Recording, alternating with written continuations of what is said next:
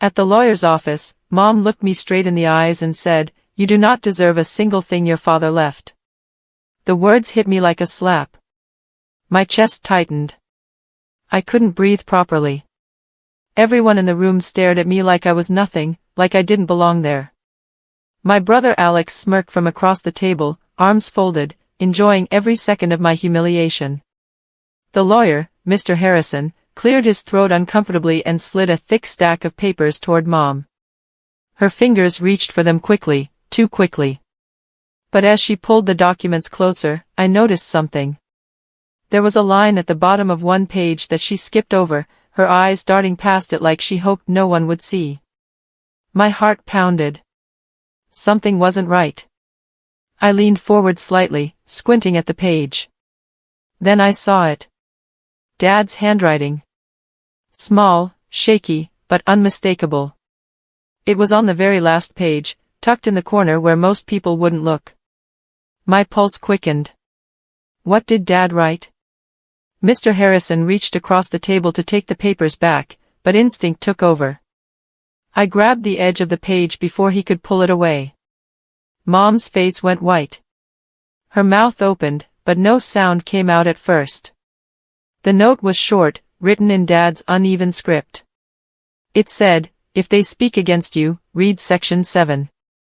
I read it twice to make sure I wasn't imagining it. My hands trembled as I held the paper. Section 7. What was Section 7?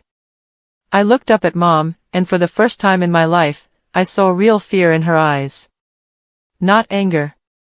Not frustration. Fear. What is Section 7? I asked quietly. Mom's voice cracked when she finally spoke. Don't you dare read that. Her tone was sharp, desperate. Alex shifted in his seat, suddenly uncomfortable. Mr. Harrison adjusted his glasses, looking between us like he wasn't sure what to do. The air in the room felt heavy, suffocating. I could hear my own breathing, loud and unsteady. Mom's fear told me everything. Whatever Section 7 said, she didn't want me to know. Mom slammed her hand flat on the table. The sound echoed through the small office. Your father was confused when he wrote that, she said, her voice rising. He wasn't thinking clearly. You can't take it seriously. But her voice cracked on the last word. I had never seen her this rattled, this out of control. She was always so calm, so sure of herself. Now she gripped the edge of the table like it was the only thing keeping her upright. Alex leaned back in his chair, arms still crossed, but his smirk had faded. He looked at Mom nervously, like he was waiting for her to fix this. He always expected her to fix everything. I swallowed hard. My throat felt tight. If Dad was confused, I said slowly, then why does this note exist? Why did he write my name? Mom's lips pressed into a thin line. She didn't answer. Mr. Harrison cleared his throat again. Perhaps we should take a break. No, I interrupted. My voice surprised me. It was steady, firm.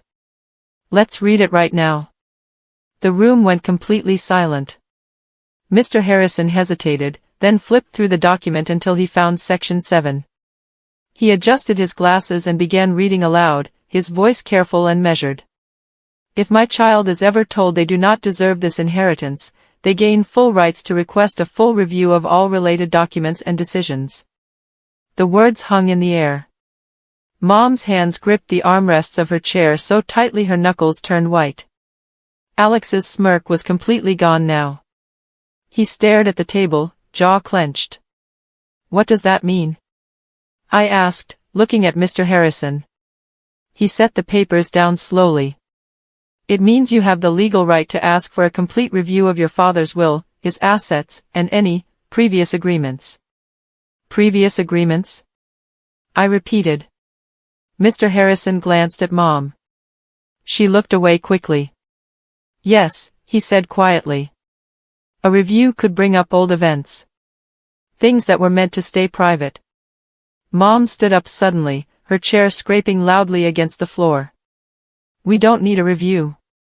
Her voice was too loud, too frantic. She was panicking.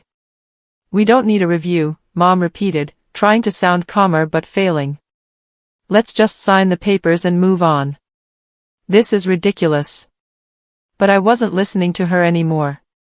I was watching her body language. The way she kept glancing at the door.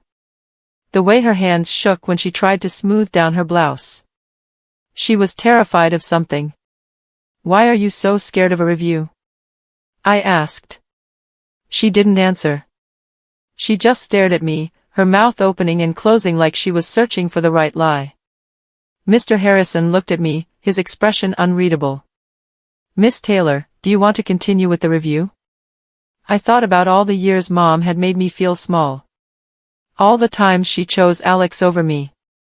All the moments Dad tried to stand up for me, only for her to talk him out of it later. I thought about how she looked at me in this office today, with nothing but contempt. I took a deep breath and said clearly, yes. I want the review. Mom sank back into her chair, her face pale. Mr. Harrison stood and walked to a tall filing cabinet in the corner of the office. He unlocked it with a small key from his pocket and pulled out a thin, leather-bound book. When he set it on the table, my stomach dropped. It was Dad's diary. That was lost in a fire, I whispered, staring at it. Mom's head snapped toward me. It was, she said quickly. That can't be the same one. But Mr. Harrison shook his head. Your father gave this to me for safekeeping 2 years before he passed. He specifically asked that it only be opened if certain conditions were met. I felt like the ground had shifted beneath me. Dad had planned this. He knew something might happen. He knew Mom might try to cut me out. Mr. Harrison opened the diary carefully, flipping through pages covered in Dad's handwriting. My throat tightened. I hadn't seen his handwriting in so long. He stopped on a page near the end and looked at me. Your father wrote something very important about you here. Mr. Harrison cleared his throat and began reading from the diary. My child saved me more times than I can count. When I was at my lowest, when I thought I had lost everything, they were the one who pulled me back. If anything happens to me, I need someone to protect them. They deserve more than I could ever give. Tears blurred my vision. I blinked them away quickly, not wanting Mom to see me cry. But when I looked at her, I saw something that shocked me. Her eyes weren't sad. They were filled with pure anger.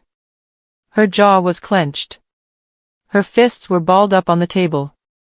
This is all because of that night, she blurted suddenly, her voice shaking. Everyone turned to stare at her. Alex looked confused. Mr. Harrison raised his eyebrows. And I just sat there, frozen. What night? I asked quietly. Mom's hand flew to her mouth. She realized immediately that she had said too much. Her eyes darted to Alex, then to the lawyer, then back to me. She looked trapped. What night, Mom? I repeated, louder this time. No one spoke. The silence stretched on, thick and uncomfortable. I could hear the clock on the wall ticking, each second louder than the last. Finally, Alex shifted in his seat.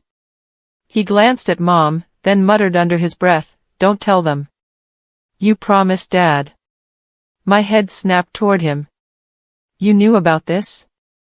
Alex's face flushed. He looked away, but it was too late. He had already admitted it. Mr. Harrison leaned forward, his tone sharper now. Mr. Taylor, both you and your mother signed a witness note related to your father's will. If you're withholding information, that could be considered fraud. Mom's eyes widened. We're not withholding anything. But her voice cracked again. She was lying, and everyone in the room could tell. I stood up, my chair scraping loudly. My hands were shaking, but my voice stayed steady. Tell me now. I deserve the truth. Mom looked at me for a long moment. Then she closed her eyes, took a deep breath, and finally began to speak. Your father almost died years ago, Mom said quietly, her voice flat and distant. There was an accident. He was trapped in his car after it rolled down an embankment. No one else was around. I stared at her, my heart pounding. I don't remember that. You were 16, she continued, not looking at me. You had gone looking for him when he didn't come home. You found the car. You climbed down and pulled him out before it caught fire. The room spun. I remembered that night. I remembered the panic, the smoke, the way Dad's hand felt in mine as I dragged him up the hill. But I didn't remember anyone telling me I had saved his life. I thought the paramedics had done that. He almost died that night, Mom said, her voice bitter now. And after that, everything changed. He looked at you differently. He trusted you more than anyone else. Her words hit me like a punch. She wasn't grateful. She was jealous. That's why he wrote the rule, Mom added coldly. Mr. Harrison reached into the filing cabinet again and pulled out another document. This one was sealed in a plastic folder, marked with Dad's signature across the front. Your father left specific instructions, Mr. Harrison said. This document was only to be opened if someone challenged your inheritance. Mom's face went even paler. You don't need to open that. But Mr. Harrison ignored her. He broke the seal and pulled out a USB drive. He inserted it into his laptop, and a video file appeared on the screen. Dad's face filled the monitor. He looked tired, older than I remembered, but his eyes were kind. He was sitting in his study, the same room where he used to help me with homework. If you're watching this, Dad said softly, it means there's trouble. Mom grabbed my arms suddenly, her nails digging into my skin. Turn it off, she hissed. But I pulled away from her. I wasn't going to stop now. On the screen, Dad smiled weakly and said my name. Riley. Tears streamed down my face. Dad's voice on the video was steady, even though his hands trembled slightly as he adjusted the camera. Riley, if you're seeing this, it means someone tried to take what I left for you. I need you to know something. You stood by me when others wanted my money, not my heart. You never asked for anything. You just loved me. I couldn't stop the tears now. They poured down my cheeks, hot and unstoppable. Across the table, Mom's face had turned bright red. Her breathing was fast and shallow. You saved my life that night, Dad continued. But you saved me long before that, too. You reminded me what mattered. I'm sorry I didn't protect you more when I was alive. But I'm protecting you now. The video paused for a moment as Dad took a shaky breath. Then he looked directly into the camera and said firmly, my child deserves everything. The screen went black. The room was silent. No one moved. No one spoke. Then Mom exploded. That video is fake. Mom screamed, standing up so fast her chair tipped over. He didn't know what he was saying. He was sick, confused. She grabbed the papers off the table and threw them across the room. They scattered everywhere, fluttering to the ground like broken wings. Mr. Harrison stood quickly, his face stern. Mrs. Taylor, I need you to calm down. But Mom wasn't listening. She was breathing hard, her hands shaking, her eyes wild. This is a setup. You're all against me.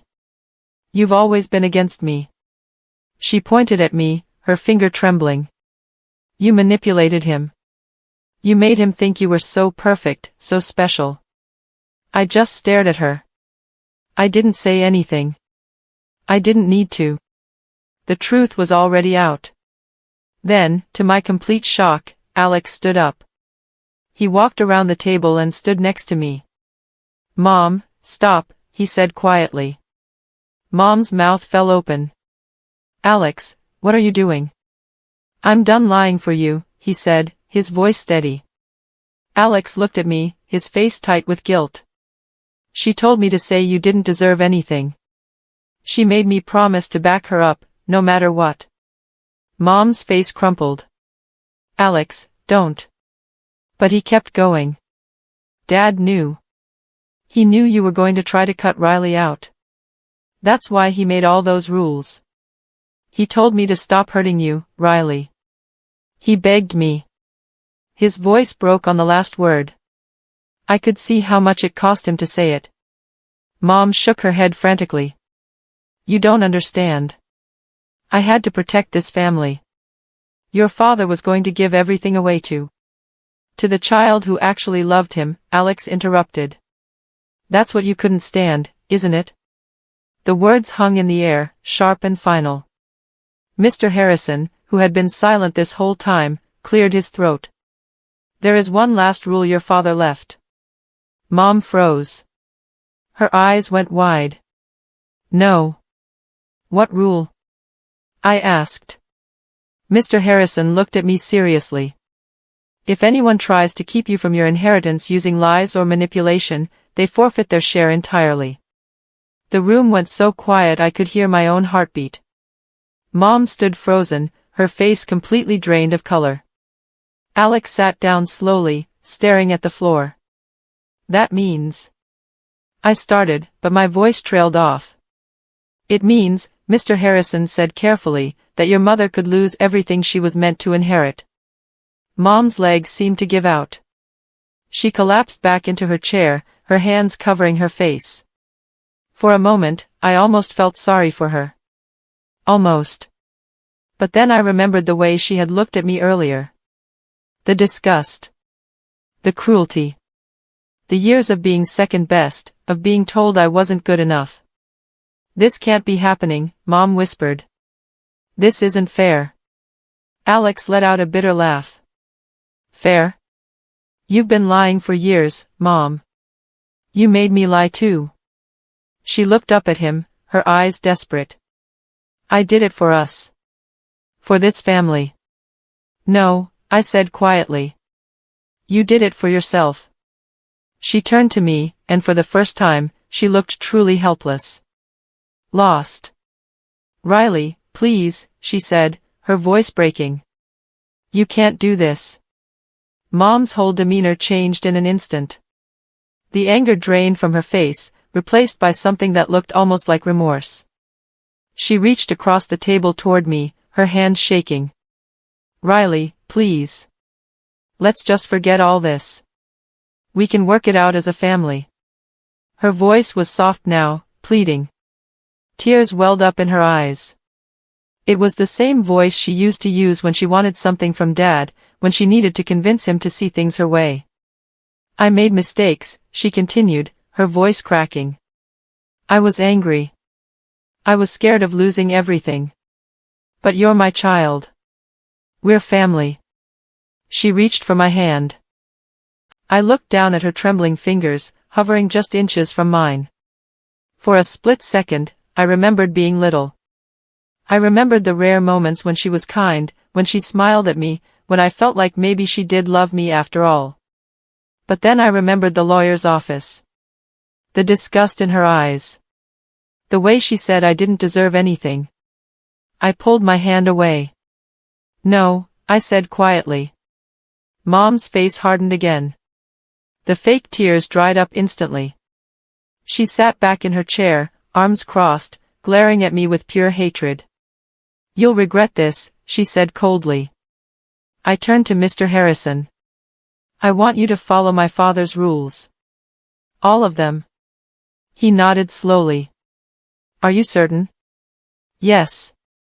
He picked up his pen and made several notes on the documents in front of him.